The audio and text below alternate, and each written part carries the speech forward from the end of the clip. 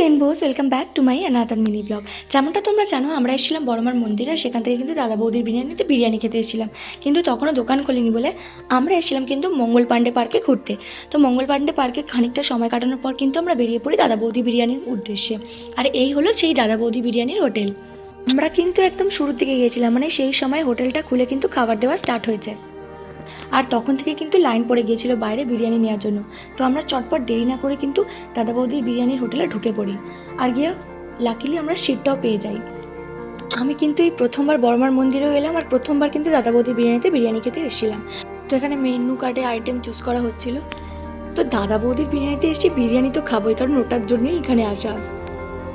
এতদিন ফোনে আর লোকের মুখে শুনে এসেছি যে বিরিয়ানি সে কি স্বাদ, আজ আমরা নিজেরা খাবো, সেই জন্য আমি খুবই এক্সাইটেড হয়ে গেছিলাম। বেশিক্ষণ অপেক্ষা করতে হয়নি, খানিকক্ষণ অপেক্ষার পরে কিন্তু গরম গরম মাটন বিরিয়ানি চলে আসে। আমরা নিয়েছিলাম স্পেশাল মাটন বিরিয়ানি।